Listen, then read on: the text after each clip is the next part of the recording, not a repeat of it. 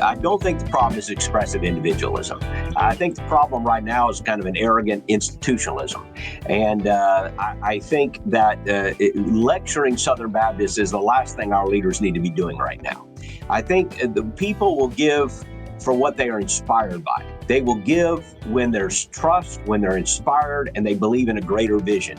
Lecturing them, berating them, accusing them of essentially having the same mentality that fuels the transgender movement, that is not a way to inspire trust and confidence and hope among Southern Baptists.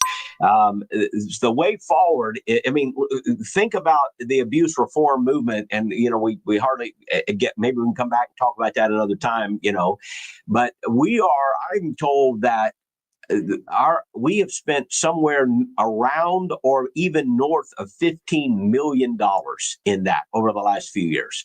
And I would love to tell you that we spent that to make our churches safer.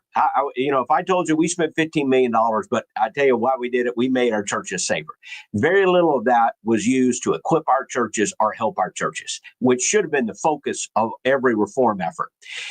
Instead, that money has been mostly wasted on lawsuits and lawyers because of really bad decisions that we were led to make. And that kind of malfeasance, that kind of error and wasting of money is not what is going to inspire Baptists to step up and say, oh, I want to give even more to the cooperative program.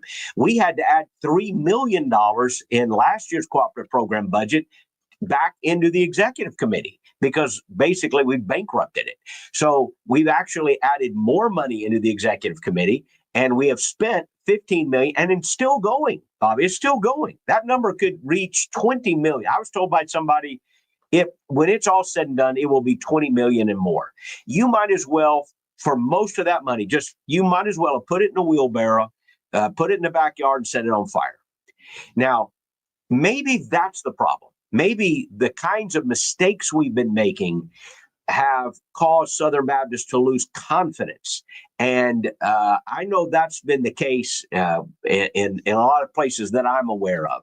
So I don't think lecturing Southern Baptists on expressive individualism is the way to go. I think it is going to be showing some humility, showing some transparency, showing some accountability, and let's inspire people with a vision that will make them want to sacrifice, and they will. Our Baptist people are a Great Commission people, and they're generous people.